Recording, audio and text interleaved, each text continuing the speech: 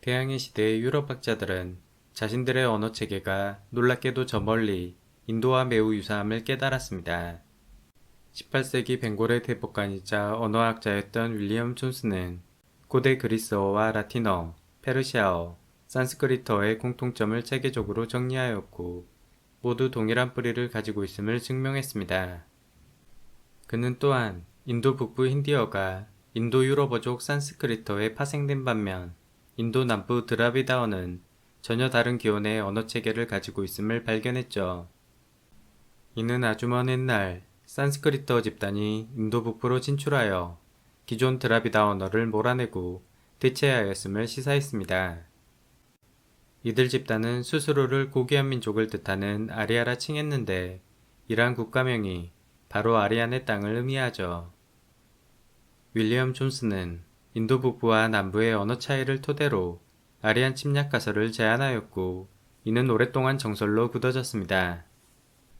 19세기 프란츠 보프와 슐라이어, 막스 밀러와 같은 독일계 언어학자들은 인도 유럽어족에 대한 보다 심도 있는 연구를 진행했습니다. 특히 막스 밀러는 원시 인도 유럽어족이 코카서스에서 발원하여 유럽과 인도, 각기 서로 다른 방향으로 진출했다는 두 갈래의 아리안 개념을 제시하였죠. 제국주의를 옹호했던 영국의 허버트 리슬리는 아리안 침략 이론을 확장하여 카스트 제도란 권고외소한 원주민을 착취하기 위해 만들어진 아리안의 지배 이념이라 결론 내렸습니다. 카스트 제도에 대한 허버트의 인종주의적 발상은 현재까지 별 의심 없이 대중들에게 사실로 믿어지고 있습니다. 순수한 게르만 혈통과 우생학에 집착했던 히틀러는 엉뚱하게 그 원료를 아리아인에게서 찾았고 20세기 최악의 학살 정책을 펼치는 나치즘의 근거로 삼았습니다. 아리안 단어에 덧씌워진 부정적 인식 때문에 최근에는 아리안 대신 원시 인도이라노족으로 표현하고 있죠. 아리안, 즉 원시 인도이라노족의 가장 유력한 후보로는 5000년 전 폰틱 카스피의 대초원의 얌나야 문화가 제시됩니다. 폰틱 카스피의 대초원은 수많은 유목민과 기병 전사들의 문화가 꽃피운 장소이자 후대 스키타이의 주요 활동 영역이었습니다. 얌나야인은 역사상 최초로 승마술을 익히고 수레를 개발했던 것으로 알려져 있습니다. 다수의 얌나야 유골에서 승마와 관련된 전형적 골격 변화들이 관찰되며 수직 구덩이 형태의 수혈식 무덤에는 수레가 함께 묻히기도 했습니다. 참고로 최초의 말사육은 얌나야 이전 스레드니 스토그 문화에서 시작되었으며 이곳에서 말고기는 전체 육류 섭취량의 25% 정도를 차지했죠. 얌나야인은 비교적 순환한 말과 거세된 순말을 사용하면서 자연스럽게 승마술을 익혔던 것으로 생각됩니다. 얌나야 문화는 동시대 유럽의 콜디디오의 문화, 코카서스의 코르 아락세스 문화, 알타이 지역의 아파나시에보 문화와 밀접하게 교류했습니다. 또한 후대 스루브나야 문화, 신타슈타 문화, 안드로노보 문화에 큰 영향을 미쳤고 마리아 김부타스는 이들 모두를 하나로 묶어 쿠르간 문화로 정의하였죠. 쿠르간이란 깊은 구덩이의 매장실에 망자와 부장품을 안치한 후 흙더미를 쌓아 올린 봉분형 무덤을 말합니다. 쿠르간 장식은 6000년 전 폰틱 카스피의 대초원에서 시작되어 2000년 전까지 유럽과 중앙아시아 전역으로 넓게 퍼져나갔습니다. 얌나야인은 유전학적으로 동유럽인과 북유럽인에게 대략 50%가량의 유전적 기여를 한 것으로 추정되며 Y 염색체 R와 A 분포도는 이들의 확산 모습을 잘 보여줍니다. 4000년 전쯤 신타슈타 문화와 안드로노보 문화에 이르러 유목민들은 또 하나의 혁신적 발명품을 개발했는데 그것은 바로 바퀴살 바퀴 차크라입니다. 기존 통나무 바퀴술에는 무게가 500kg 정도로 속도가 매우 느렸으나 경량 휠 구조의 차크라 덕분에 마차와 전차의 기동성이 획기적으로 증가되었습니다. 전사들은 빠른 전차 위에서 장군과 투창을 함께 사용함으로써 더욱 강력한 전투력을 보유하게 되었습니다. 바퀴살 전차 기술은 주변으로 빠르게 퍼져나갔고 고대 근동의 역학관계와 전쟁 방식을 크게 변화시켰습니다. 박트리아에서 건너온 아리안계 전차 부대가 미타니 왕국의 지배 엘리트층으로 자리 잡았고 고 바빌로니아를 점령했던 이민족 카시트인 또한 안드로노보 계열로 추정됩니다. 즉, 아리아인의 정체는 얌나야 문화에서 시작하여 스루보나야, 신타슈타, 안드로노보 문화로 이어지는 대초원의 유목민 집단으로 결론 내릴 수 있습니다. 아리아인은 고속주행의 1륜전차에 큰 자부심을 가지고 있었고 차크라를 자신들의 가장 중요한 상징물로 삼았습니다. 이들은 4000년 전부터 메소포타미아 및 이란 고원, 인더스 지역으로 진출하였고 미타니 왕국과 이란의 아베스타 시대, 인도의 베다 시대를 이끈 주역이 되었습니다. 다만 한 가지 주의할 점은 인도로의 이주와 정착은 단기간의 침략이 아니라 수백 년에 걸친 매우 느린 확산 과정으로 파악됩니다. 최근 학계는 아리안 전차 부대가 인더스 문명을 멸망시키고 드라비다인을 몰아냈다는 아리안 침략 가설을 부정합니다. 이들이 인더스 지역에 도착했을 당시 이미 인더스 문명은 수명을 다하고 몰락 중이었기 때문입니다.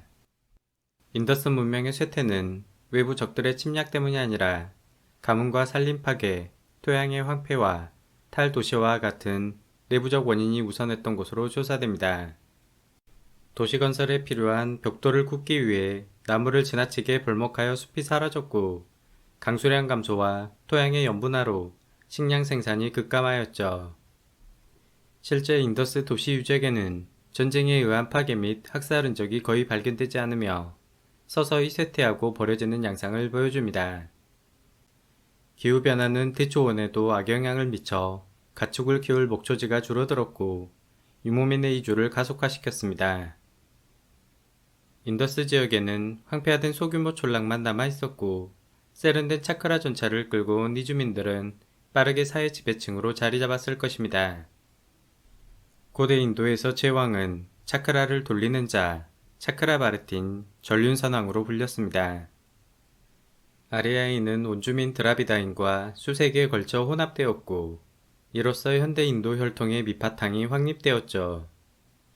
아리아인이 인도에 이주한 뒤 생활 모습은 종교 창가 리그베다를 통해 알 수 있으며 기원전 1700년부터 기원전 500년까지를 베다 시대로 정의합니다. 리그는 창가, 베다는 지식을 뜻하며 놀랍게도 문자 없이 구전만으로 그들의 지식과 종교관을 1000년 이상 정확하게 준수했습니다. 초창기 베다 사회는 시족 중심의 가부장제였으며 족장과 언론을 중심으로 정치체계가 운영되었습니다. 이들은 현세 지향적 성향을 가지고 있었고 신에게 복을 기원하는 봉헌의식에 과다할 만큼 정성을 다했습니다.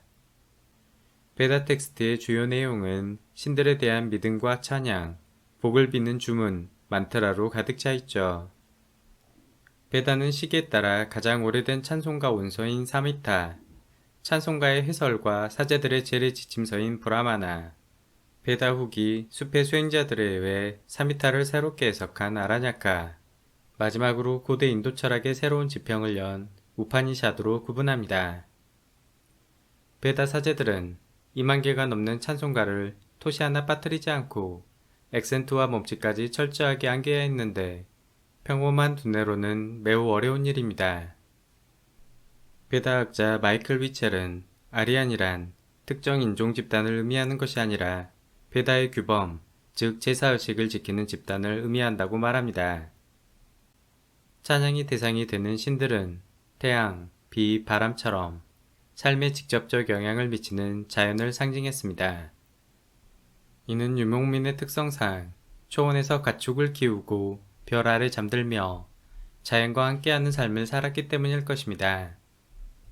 베다 신화에 따르면 하늘의 아버지신 디아우스 피타와 땅의 어머니신 프리트비 사이에서 인드라와 아그니, 우샤스를 비롯한 주요 신들이 탄생했으며 디아우스 피타는 제우스 파테르와 동일한 오온을 갖습니다.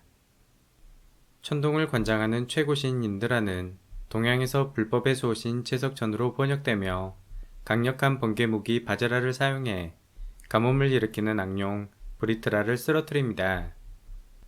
이는 바빌론 신화 에누마 엘리시에서 마르두기 티아마트를 물리치는 내용과 매우 흡사하죠. 또한 인드라는 제우스와 토르, 바빌론의 아다드, 히타이트의 테슈과 거의 동일한 특징을 보여줍니다. 불의 신 아그니는 결혼과 출산, 장래와 같은 통과 의뢰에서 신과 인간을 연결하는 메신저 역할을 하며 프로메테우스와 유사한 상징성을 갖습니다. 제사의식은 야즈냐로 불리는데 제물을 태울 때 연기가 하늘로 올라가 인간의 바람이 신들에게 전달된다 믿었습니다. 생명력을 상징하는 불은 소멸과 정화의 힘을 동시에 가지고 있으며 베다와 아베스타의 종교관을 관통하는 핵심 원리였습니다. 몸속에 내재된 불 덕분에 사람들은 따뜻한 숨을 쉬거나 체온을 유지할 수 있고 음식은 몸속 불을 유지하기 위한 장작이라 믿어졌죠. 사제들은 불을 피우며 정확한 발음과 몸짓으로 영험한 주문 만트라를 낭송했습니다. 우리에게 잘 알려진 만트라의 애로 수리수리 마하수리 수리수리 사바하가 있습니다. 여기서 수리는 락슈미 여신을, 마하는 위대한, 수수리는 순마트라산, 사바하는 기도를 들어주소서를 뜻합니다. 소마는 인드라 신이 악신을 물리칠 때 힘을 북돋아주는 신성한 음료로 아베스타에서 하오마로 불립니다. 소마 음료는 유목민들이 종교의식 혹은 전투 때 마시던 마약성 각성제로 추정되며 유력한 후보로 환각버섯 혹은 메스암페타민에 올려 마왕이 거론됩니다. 미트라가 낮의 태양이라면 바루나는 밤의 달을 상징하는 상부적 존재로 서로 짝을 이루며 세상의 질서를 수호합니다. 조로아스터 교에서 태양신 미트라는 로마 제국으로 건너가 독특한 신비주의 색채로 변화하였고 초기 기독교의 강력한 라이벌이 되었죠. 아리아인은 점차 동쪽 야무나강과 겐지스강 지역으로 퍼져나갔고 농경생활로 완전히 정착했습니다. 사미타가 과거 유목생활과 인더스 지역을 배경으로 삼고 있는 반면 후기 베다 철학서 우파니샤드는 동부 겐지스강을 주 무대로 삼고 있습니다. 후기 베다 시대에 이르러 수많은 부족 세력들이 난립하여 치열한 전쟁을 벌였고 기원전 6세기 16개의 고왕국들로 통합되었습니다. 이는 중국 춘추 전국시대와 동일한 시기이며 베다에서는 열왕의 전투, 마하바라타에서는 쿠룩세트라 전쟁으로 묘사됩니다. 유목생활 때 말을 희생시키던 봉헌의식은 왕의 권위와 나라의 번영을 기원하기 위한 최고의 희생제의 아슈바메다로 이어졌습니다. 희생되는 말은 강한 생식력을 상징하는 검은 반점의 백마가 선호되었고 창조의 신 프라자파티의 제물로 바쳐졌습니다. 백마를 죽이는 의식은 다른 인도 유럽어족 문화권에서도 공통적으로 관찰됐는데 북유럽의 경우 훨씬 외설적이고 잔인한 의식들이 수행되었죠. 부족시대가 무너지고 군주제 소왕국들이 출현하면서 사제 브라만, 행정관과 전사의 크샤트리아, 상인과 농부의 바이샤, 노동자 수드라로 구성된 4개의 계급제 바르나가 형성되었습니다. 바르나는 색깔을 의미하는데 마하바라타에서 브라만은 흰색, 크샤트리아는 붉은색, 바이샤는 노란색, 수드라는 검은색으로 상징됩니다. 바르나가 아리아인과 온주민의 피부색을 구분하는 차별적 의미를 내포한다는 주장도 있으나 초창기 계층은 사람들이 수행하는 직군을 구분할 뿐 상호협동 관계에 가까웠습니다.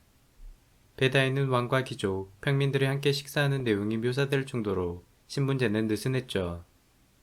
하지만 복잡한 제사 방식에 집착하는 제식 만능주의에 빠져들면서 사제계급 브라만의 권력이 막강해졌고 신분제는 점점 더 경직되고 강화되었습니다.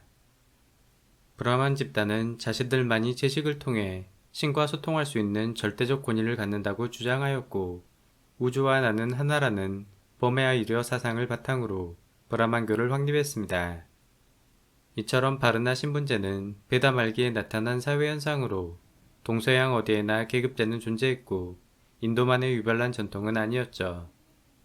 실상 카스트 용어는 혈통을 의미하는 포르투갈어로 영국은 인도를 분열시키고 식민 통치를 수월하게 하기 위해 카스트 제도를 적극 활용했습니다.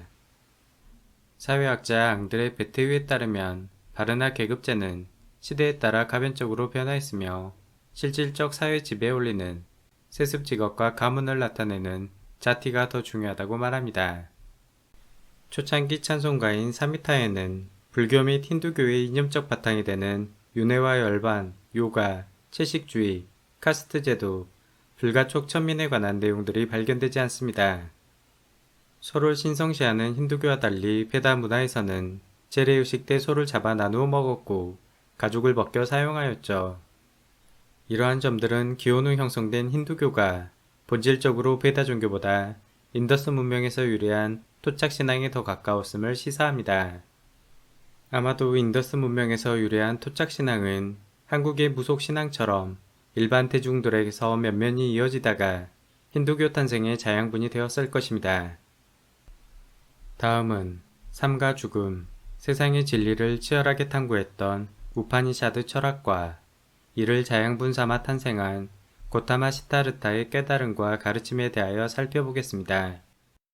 끝까지 시청해 주셔서 감사합니다.